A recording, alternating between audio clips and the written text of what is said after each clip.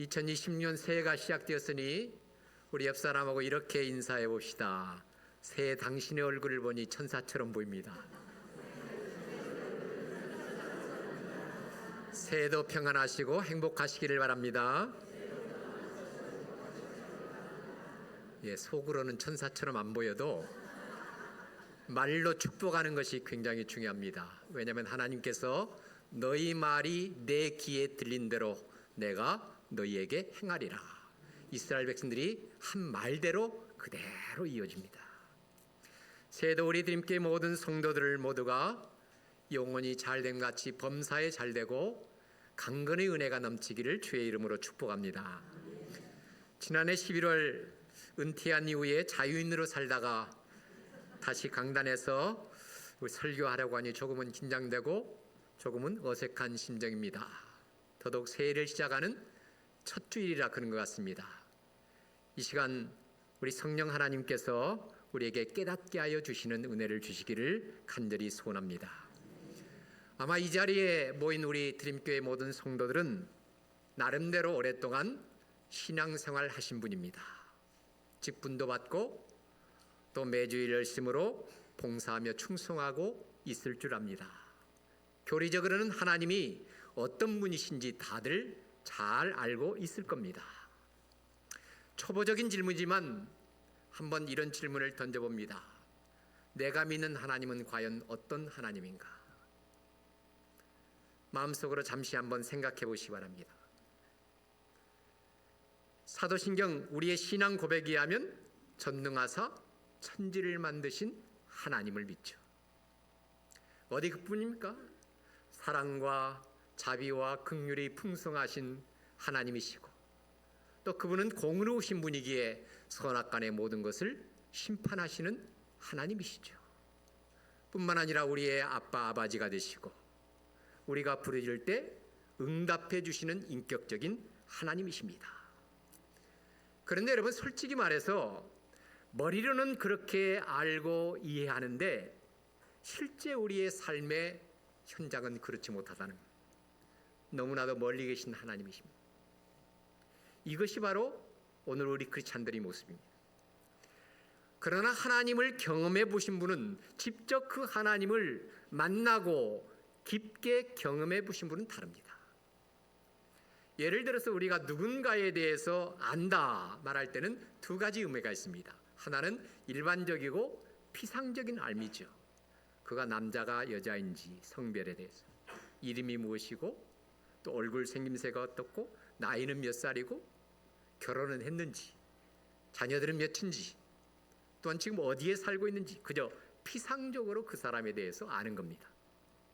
다른 하나는 그 사람과 깊은 대화를 나누면서 그분을 인격적으로 친밀한 관계를 맺고 그분을 직접 경험해 보는 겁니다.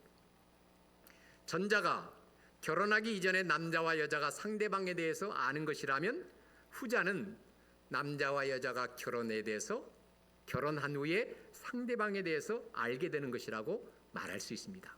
분명히 둘 다 똑같은 알미지만 차원이 다르고 깊이가 다릅니다.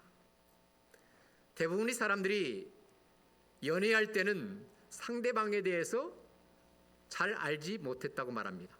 그러나 결혼한 후에 관계를 깊게 가진 후에는 상대방에 대해서 새롭게 알았다. 그런 말들을 합니다. 하나님도 마찬가지입니다. 우리가 하나님에 대해서 아는 것과 하나님을 아는 것은 분명히 다르다는 겁니다. 히브리어로 안다는 그러한 단어는 야다라고 말합니다. 구약성경 창세기 4장 1절에 보면 아담이 그 아내 하와와 동침하매 하와가 임신하여 가인을 낳고 라는 구절이 나옵니다. 여기서 동침하매라는 단어가 히브리에는 야다로 되어 있습니다. 여러분 성경에는 대부분 해설이 깃들어져 있는데 동침하매 그 단어 앞에 2나 1이라는 조그만 숫자가 적혀 있을 겁니다. 그것을 이제 밑에 해설을 보면 히브리어로 알게 되매 동침하매를 히브리어는 알게 되매로 되어 있다는 겁니다. 쉽게 말해서 히브리어로 안다는 것은 마치 남자와 여자가 성관계를 맺는다는 것을 의미합니다. 동침한다는 것을 의미합니다. 그저 지식적으로 몇 가지 아는 알미 아니라 상대방과 깊은 관계를 맺는 것을 가리켜서 히브리어로 안다, 야다라고 말합니다. 그런데 여러분, 우리의 문제가 무엇입니까? 머리로는 하나님이 누구신지 알고 있습니다. 성경을 읽고 성경을 공부하고 성경을 묵상하면서 하나님에 대해서 지식적으로 알고 있는데, 실제로 그 하나님을 우리의 교회 생활 속에서, 가정 생활 속에서, 직장 생활 속에서, 학교 생활 속에서 그 하나님을 잘 경험하지 못한다. 그러게 우리가 신앙생활하면서 조금만 어려움이 당해도 시험에 들고 낙심하고 심지어 하나님께 대해서 불평하면서 불신앙적인 모습이 나타나는 겁니다. 오늘 이 자리에 예배 참석한 성도 여러분, 과연 나는 하나님을 어떻게 알고 있는가? 그 하나님과 깊은 관계를 맺고 그렇게 알고 있는가? 아니면 그저 머리로 피상적으로 하나님을 알고 있는가?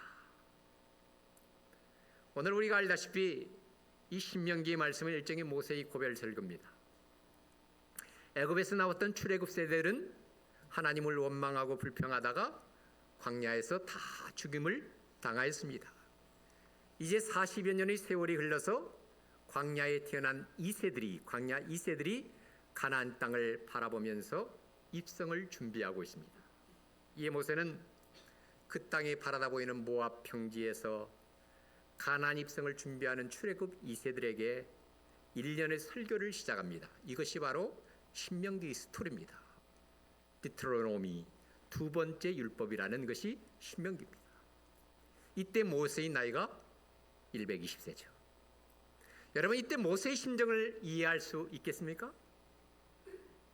그야말로 열조들이 그렇게 들어가기를 원했던 가나안 땅, 약속의 땅을 바로 눈앞에 두고 그 땅을 밟지 못하는 모세의 모습이 얼마나 애처롭습니까? 그러나 모세는 거기까지가 자신에게 주어진 사명이라는 깨닫고 마지막 고별 메시지를 시작하고 있습니다.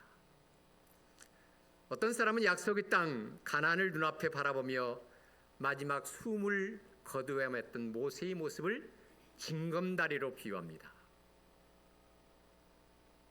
징검다리 보십시오. 개울이나 얕은 강에 사람의 보폭에 맞추어서 커다란 돌멩이를 일렬로 놓아서 사람들로 하여금 건널 수 있도록 만들어 온 다리가 징검다리입니다. 제가 살고 있는 집 앞에 우화동 천변이 쭉 나와 있는데 가끔 천변을 산책하다 보면 이 징검다리가 군데군데 보입니다. 사람들은 이 돌멩이들을 하나씩 하나씩 밟아가면서 개울이나 강을 건너게 됩니다. 아마 징검다리는 이렇게 생각합니다. 내가 아니면 사람들은 개울이나 강을 건너지 못한다. 그러나 나는 개울이나 강을 건너지 못한다. 이것이 바로 징검다리의 운명입니다. 다른 사람들로 하여금 개울이나 강을 건너가게 하지만 징검다리 자체는 강이나 개울을 건너지 못합니다. 하나님의 사람 모세의 삶이 바로 그랬습니다. 비록 그는 약속의 땅을 밟지 못했지만 이스라엘 백성들이 그 요단을 건너서 그 땅을 밟기 위하여 필수적으로 디뎌야 할 징검다리가 바로 모세의 삶이었습니다. 모세는 그렇게 철저하게 낮아져서 밟혀지는 존재가 되었고 이스라엘 백성들은 그의 섬김과 헌신을 통해서 가나안 땅을 밟게 됩니다.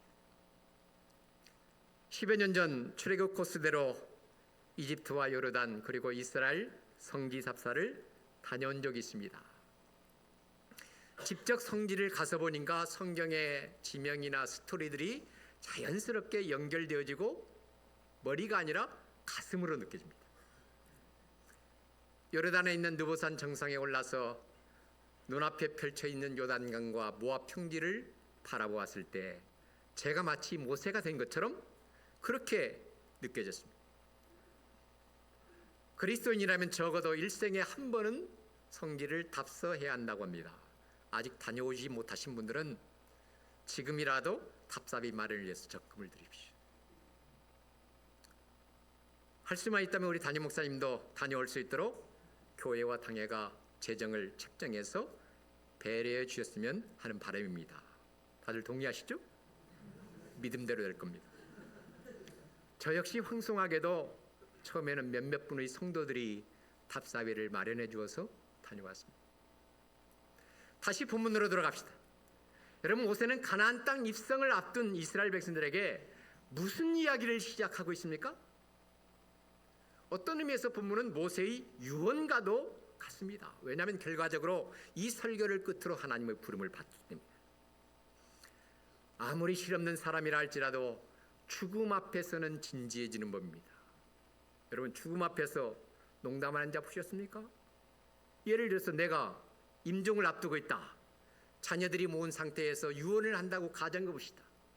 시껄렁한 얘기를 하겠습니까? 내가 지금까지 인생을 살아오면서 가장 소중하게 느끼고 경험했던 것, 엑기스 중에 엑기스를 자녀들에게 유언으로 남기지 않겠습니까? 모세는 가나안 땅 입성을 앞둔 이스라엘 백성들에게 자신이 경험한 하나님이 어떤 분이신지를 분명하게 밝히면서 설교를 시작하고 있습니다. 그저 머리로 이해하고 알았던 하나님이 아닙니다. 출애굽기하면 과거 애굽에서 종살이하던 히브리인들이 남자아이를 낳으면 요단강에 던지라, 이 바로의 명령이 떨어졌을 때 모세가 출생하게 되죠. 모세의 어머니는 그 모세의 모습을 보면서 석 달 동안 몰래 키웠지만 더 이상 할 수 없어서 그 모세를 나일강에 버립니다. 그러나 하나님의 은혜와 섭리로 그 바로의 공주에게 모세를 발견하게 했고, 바로의 공주가 그 모세를 데려다가 양자로 삼아서 40년 동안 애굽에서 살게 되죠. 그 후에 40년의 미디안 광야의 야인 생활, 40년의 이스라엘 백성들이 지도자 생활을 거쳐서 120세의 생애가 거의 마무리됐. 이 120년 동안 모세는 자신이 경험한 하나님이 어떤 분이신지를 분명하게 밝히고 있습니다. 오늘 우리는 이 모세의 메시지를 통해서 우리가 믿는 하나님이 어떤 하나님이신지 머리로 알 뿐만 아니라 실제로 삶에서 그러한 하나님을 경험하게 되기를 주의 이름으로 간절히 축복합니다. 첫 번째로, 그분은 우리를 위하여 친히 싸우시는 하나님. 다시 말해서 우리가 이 새해 경험해야 할 하나님은 우리를 위해서 싸우시는 만군의 여호와 하나님이시다. 특별히 우리가 구약 성경을 읽다 보면 만군의 여호와 하나님이라는 호칭이 자주 나옵니다. 우리의 군대 장관, 만군의 여호와 하나님. 무엇을 말합니까? 우리를 위해서 친히 싸우시는 하나님이십니다. 오늘 본문 29절과 30절 이런 말씀이 나오죠. 내가 너에게 말하기를 그들을 무서워하지 말라, 두려워하지 말라. 너희보다 먼저 가시는 너희 하나님 여호와께서 애굽에서 너희를 위하여 너희 목전에서 모든 일을 행하신 것 같이 이제도 너희를 위하여 싸우실 것이며. 한마디로 말해서 가나안 족속들을 두려워하지 말라, 무서워하지 말라. 왜 그랬습니까? 지금까지 하나님께서 그 백성들을 위해서 싸우신 것처럼 앞으로도 친히 대적들과 싸우실 것이기 때문에 두려워하지 말고 무서워하지 말라. 40여 년 전 출애굽 당시로 돌아가 생각해 봅시다. 당시 애굽은 고대 근동의 최강대국이었습니다. 감히 누가 그 애굽을 건드릴 수 있겠습니까? 더더욱 430년 동안 이스라엘 백성들은 애굽에서 종살이 노예세례했던 사람입니다. 그런 이스라엘 백성들이 어떻게 막강한 부와 군사력으로 무장한 애굽을 상대하여 싸울 수 있겠습니까? 상식적으로 불가능한 일입니다. 그러나 하나님이 친히 애굽의 바로와 싸우시죠. 모세가 한 것이 아닙니다. 이스라엘 백성들이 하나로 뭉쳐서 한 것이 아닙니다. 바로가 하나님의 장자인 이스라엘을 괴롭히고 학대했을 때 하나님은 친히 손을 들어서 바로로부터 모든 애굽 사람들의 장자, 심지어 짐승의 첨단같이 치십니다. 이것이 마지막 10번째 재앙의 의미입니다. 결과적으로 바로는 두 손 들고 항복을 하죠. 이스라엘 백성들은 애굽을 나오게 됩니다. 어디 그뿐입니까? 이스라엘 백성을 내보낸 바로가 뒤늦게 후회를 하고 그들을 뒤쫓아가죠. 당시 애굽을 떠난 이스라엘이 가나안 땅으로 들어가는 길 가운데 가장 빠른 길은 지중해 해안가를 따라가는 블레셋 사람의 땅의 길입니다. 지도를 보시죠. 제일 위에 먹을 것과 또한 마실 물을 쉽게 구할 수 있는 상당히 안정된 길이 지중해 해안길입니다. 블레셋 사람의 땅의 길이라고 성경은 그렇게 기록하고 있습니다. 그러나 그 길에는 블레셋 족속이 버티고 있기 때문에 혹 전쟁에 직면하게 될까봐 하나님은 그 짧은 길로 인도하지 않습니다. 오히려 그 밑에 하나님은 홍해의 광야길로 인도하십니다. 출애굽기 13장 17절 18절에 보면 이렇게 표현하고 있습니다. 바로가 백성을 보낸 후에 블레셋 사람의 땅의 길은 가까울지라도 하나님이 그들을 그 길로 인도하지 아니하셨으니 이는 하나님의 말씀하시기를 이 백성이 전쟁을 하게 되면 마음을 돌이켜 애굽으로 돌아갈까 하셨습니다. 그러므로 하나님이 홍해의 광야길로 돌려 백성을 인도하시매 이스라엘 자손이 애굽 땅에서 대열을 지어 나올 때 바로는 이스라엘 백성들이 지중해 해안길로 가야 살 수 있는데 광야 홍해 밑에 광야길로 가는 것을 보니 길을 잘못 선택했다. 내가 그들을 뒤쫓아가서 그들을 잡아오면 다시 노예로 부릴 수 있을 것이라고 생각합니다. 그래서 바로는 애굽의 모든 군대를 동원해서 이스라엘을 뒤쫓아갔던 겁니다. 여러분, 왜 하나님께서 그 지름길을 놔두고 그 백성들을 홍해 광야길로 인도하신 것입니다. 물론 홍해의 기적을 통해서 그 백성들에게 하나님의 살아계심, 하나님의 능력을 직접 눈으로 경험하기 위해서입니다. 그러나 또 하나의 목적이 있죠. 그것은 애굽의 군대를 섬멸시키려는 하나의 유인책이었습니다. 당시 바로는 이스라엘 치기에서 애굽의 군대, 바로의 말들, 병거 600대, 마병 군대를 총동원했다. 사실 애굽의 모든 군대와 병거가 동원됐습니다. 그러나 이스라엘을 위하여 친히 싸우시는 하나님은 결국 애굽의 모든 군대와 병거들을 홍해에 수장시키고 말았다는 것을 믿으시기 바랍니다. 여러분, 하나님께서 이렇게 우리를 위하여 싸우시는데 무엇이 두렵습니까? 아무리 대적들이 우리를 겹겹이 포위한다 할지라도 우리는 우겨쌈을 당하지 않습니다. 우리에게 힘이 있어서가 아닙니다. 우리에게 어떤 승리의 비결이 있어서가 아닙니다. 그분이 우리를 위하여 친히 싸우시기에 우리가 승리할 수 있다는 것, 넉넉히 이길 수 있다는 것을 믿어야 합니다. 사도 바울 역시 비슷한 고백을 하죠. 만일 하나님이 우리를 위하시면 누가 우리를 대적하리요? 그러나 이 모든 일에 우리를 사랑하시는 이로 말미암아 우리가 어떻게 이기느냐라? 넉넉히 이긴다. 이것이 우리의 신앙의 고백입니다. 여호와 니시, 그분은 우리의 승리의 깃발이 되십니다. 2020년 한 해 동안 이러한 만군의 하나님을 앞세움으로 말미암아 때마다 일마다 인생의 삶에서 승리할 수 있게 되기를 주의 이름으로 간절히 축복합니다. 두 번째로 그분은 우리를 안아주시는 하나님이십니다. 따라서 우리는 우리를 포근하게 안아주시는 하나님을 경험해야 합니다. 31절에 보니까 이런 말씀이 있죠. 광야에서도 너희가 당하였거니와 사람이 자기 아들을 안는 것 같이 너희 하나님 여호와께서 너희가 걸어온 길에서 너희를 안으사 이곳까지 이르게 하셨느니라. 특별히 구약성경 히브리인들은 하나님의 역사하시는 모습, 하나님이 역사하시는 행동을 그림 언어로 표현하는 것을 좋아합니다.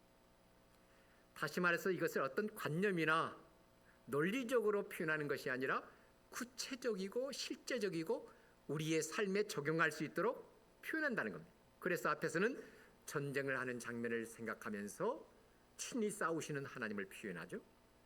이제는 부모가 자기 어린 자녀를 품에 꼭 안아주는 것처럼 하나님께서 그 백성을 안아주는 그림 언어로 표현합니다. 여기서 자녀를 안아준다는 것은 자녀를 향한 부모의 표현입니다. 사랑의 표현입니다. 우리가 어린 자녀들을 손에 잡고 천천히 길을 가다가 급한 용무가 있어서 빨리 가야 할 때, 어린 자녀가 걷기에는 돌뿌리가 많고 위험할 때, 또 냇가를 건너야 할 때 어떻게 합니까? 부모는 자녀를 번쩍 들어서 품에 안고 걸어갑니다. 이것이 바로 자녀를 향한 부모의 사랑의 표현입니다. 그렇게 부모의 품에 안긴 자녀는 세상에 부러울 것이 없습니다. 백혈구와 적혈구의 사랑 이야기가 있습니다. 우리의 몸 혈액 속에는 백혈구도 있고 적혈구도 있고 혈소판이 있고 혈장이 있다고 합니다. 그 중에 백혈구는 우리 몸에 이상한 바이러스가 침투해 들어오면 그 바이러스를 얼른 처리하는 역할을 하는 것이 백혈구라고. 그런데 이 백혈구가 어떠한 방법으로 바이러스를 처리하는 줄 아십니까? 백혈구는 바이러스를 향해서 무력을 쓰지 않습니다. 백혈구는 그저 그 바이러스를 몸에 꼭 끼워안아 버린다. 백혈구에 안긴 그 바이러스는 그 사랑에 감동해서 그만 녹아져 버린다. 백혈구의 사랑이 놀랍지 않습니까? 이 백혈구는 바이러스가 싫든 좋든 지저분하든 깨끗하든 가리지 않고 끼워안아서 처리한다. 이에 반해서 적혈구도 백혈구처럼 아주 사랑이 넘치는 친구입니다. 우리 몸의 모든 기관은 산소가 필요한데 이 적혈구는 골수에서 태어나서 폐에 가서 산소를 받아서 자기 몸에 담아둡니다. 그리고 혈액 속을 이리저리 다니다가 산소가 필요한 것이 있으면 아낌없이 주는 존재가 바로 적혈구입니다. 자기 것도 좀 남겨두면 좋을 텐데 그렇지 않고 100%다 줘버려요. 그리고 적혈구는 폐에 가서 또다시 산소를 실어 나릅니다. 그렇게 계속 하다가 결국에는 비장에 가서 조용히 숨을 거두는 것이 적혈구입니다. 백혈구의 사랑은 모든 것을 사랑으로 감싸주는 반면에 적혈구는 모든 것을 나누어주는 그런 사랑입니다. 여러분, 이러한 친구들이 우리의 혈액 속에 있기 때문에 그나마 우리의 건강을 유지하면서 살 수 있는 겁니다. 이사야 46장에 보면 이사야는 그 백성을 향한 하나님의 사랑을 이렇게 표현합니다. 야곱의 집이여, 이스라엘 집에 남아있는 모든 자여, 내게 들을지어다. 배에서 태어남으로부터 내게 안겼고 태에서 남으로부터 내게 업힌 너희여, 너희가 노년에 이르기까지 내가 그리하였고 백발이 되기까지 내가 너희를 품을 것이라. 내가 지었은즉 내가 업을 것이요 내가 품고 구하여 내리라. 아멘입니까? 여러분, 흔히들 이스라엘 백성들이 40년의 광야 생활을 인생의 축소판이다 그렇게 말합니다.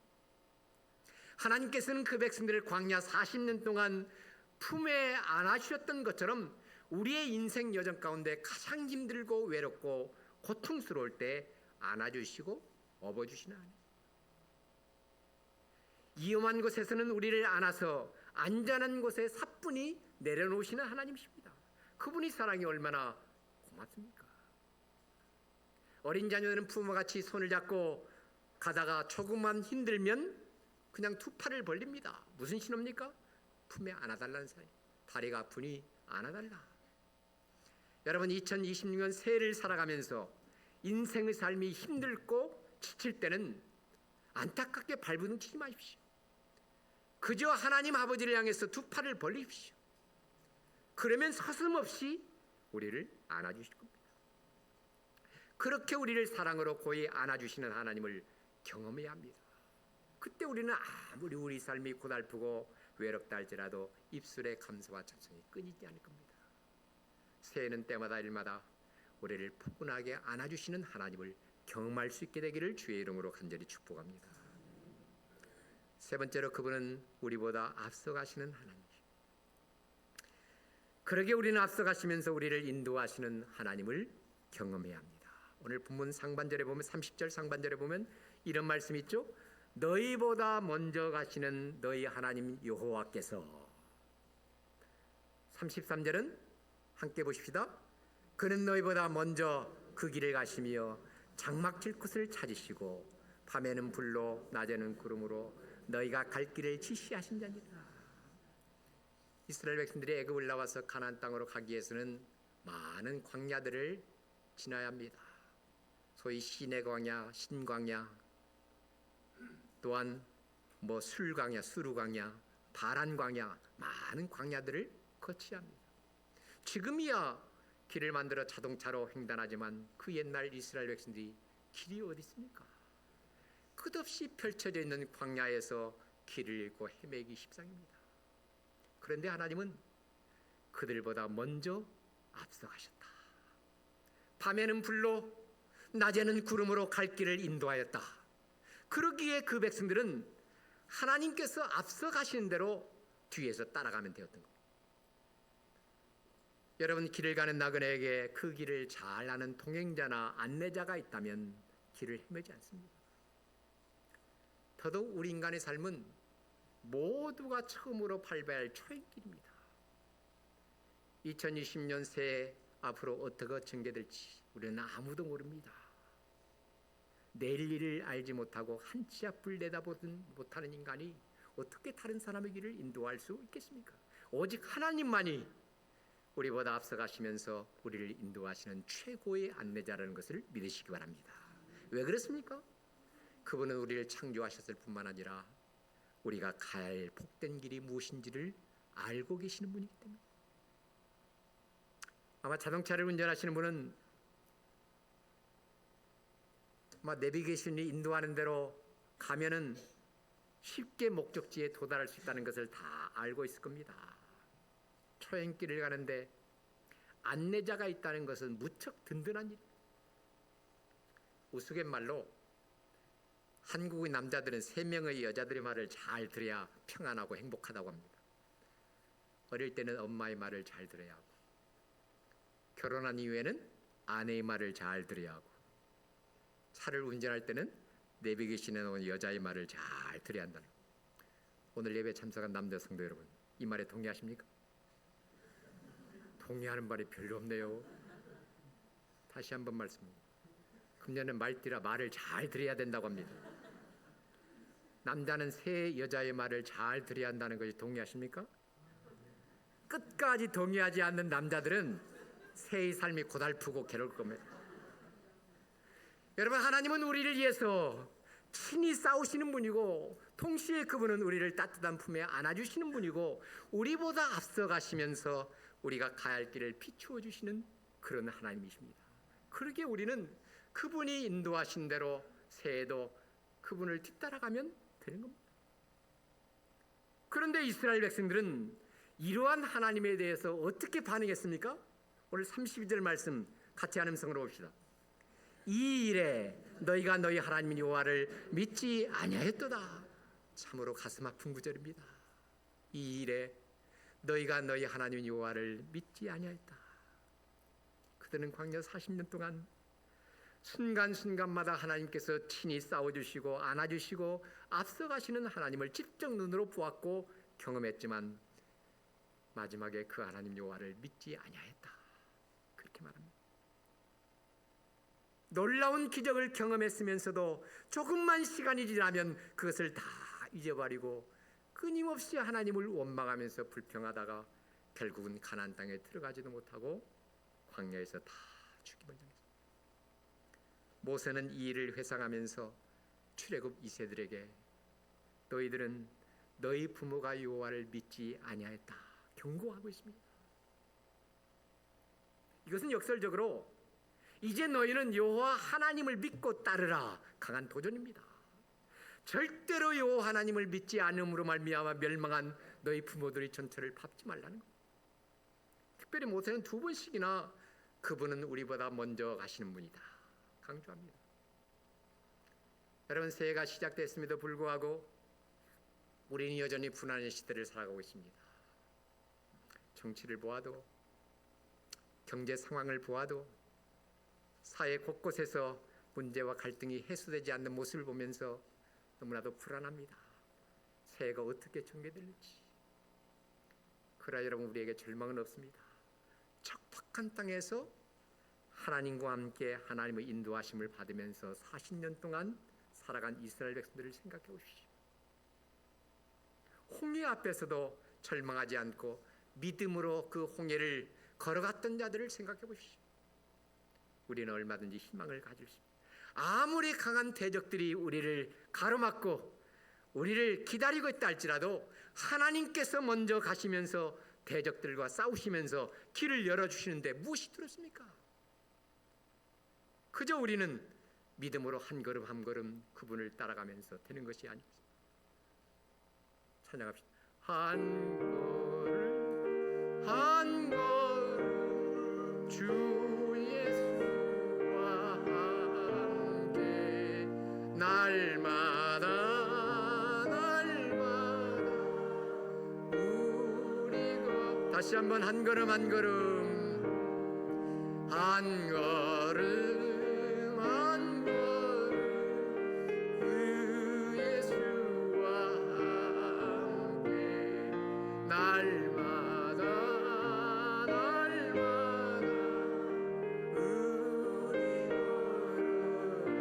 걸어가리. 아멘. 다시 한번 말씀으로 도전합니다. 도대체 믿음이 무엇인가? 과연 어떤 자가 진정한 믿음을 소유한 사람인가? 홍해 앞에서도 하나님께서 예비하실 마른 땅을 믿음의 눈으로 바라볼 수 있는 그런 자 아닙니까? 절망할 수밖에 없는 상황 속에서 절망하지 않고 눈을 들어 하나님과 그분이 행하시는 것을 볼 수 있는 자 아닙니까? 모든 것이 끝날 것 같은 그러한 환경 속에서도 하나님께서 함께 하시기에 기뻐하며 감사할 수 있는 것, 이것이 진정한 믿음이요 신앙이 아니겠습니까? 그래서 히브리서 기자는 믿음을 이렇게 정의하죠. 믿음은 바라는 것들의 실상이요 보이지 않는 것들의 증거니 선진들의 이로써 증거를 얻었느니라. 여러분, 히브리서 11장에 기록된 많은 믿음의 사람들은 그러한 믿음을 가지고 하나님을 직접 경험하면서 세상이 감당하지 못하는 삶을 살았던 사람들입니다. 오늘 우리에게 필요한 것은 하나님에 대해서 몇 가지 아는 지식이 아니라 그 하나님을 알고 직접 경험하는 겁니다. 우리가 성경에서 고난 속에서도 인내의 모범을 보여준 인물이 생각나죠. 욥입니다. 그러나 사실 욥도 처음에는 하나님에 대해서 지식적으로 알았던 사람입니다. 물론 욥은 그 당시에 온전하고 정직하여 하나님을 경외하면서 악에서 떠난 그러한 경건한, 당시 보기 드문 경건한 사람이었죠. 그러게 욥은 자신에게 예기치 않는 고난이 찾아왔을 때 주신 자도 여호와시요 취하신 자 거두신 이도 여호와시다, 그렇게 고백하면서 하나님의 주권을 인정하고 신앙을 고백합니다.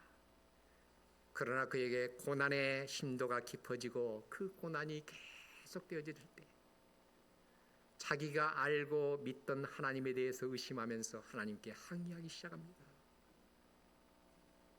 후에 욥은 하나님을 직접 대면하면서 그 하나님이 어떤 분이신지 경험했을 때 위대한 고백을 드리지 않습니까?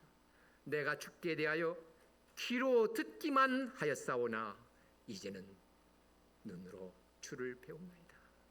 위대한 신앙 고백입니다. 지금까지 욥은 쥐꼬리만한 지식으로 하나님을 대하고 하나님을 평가하려고 했던 자신의 부끄러운 모습을 고백합니다. 앞서서 말씀을 드린 것처럼 오늘 우리에게 필요한 것은 하나님에 대하여 아는 지식이 아니라 하나님을 알고 믿고 경험하는 겁니다. 오늘 예배 참석한 성도 여러분, 우리는 성령의 영감으로 기록되어진 말씀을 들었습니다. 지금까지 우리가 성경 공부를 통해서, 성경 스터디를 통해서 머리로만 하나님을 이해하고 있었다면 2026년 새해에는 하나님을 깊이 경험하기를 원합니다. 우리를 위해서 친히 대적과 싸우시고 승리를 주시는 하나님을 경험해야 합니다. 우리를 안아주시고 품어주시는 그 사랑의 아빠 아버지라는 경험해야 합니다. 우리의 앞길을 인도하시고 앞서가시는 하나님을 경험할 수 있게 되기를 주의 이름으로 간절히 축복합니다. 그리하여 새해는 우리의 신앙생활에 더욱더 풍성해지고 우리 한 사람을 통해서, 한 사람 한 사람을 통해서 우리 드림교회 공동체가 더욱 건강하게 세워지게 되기를 주의 이름으로 간절히 축복합니다.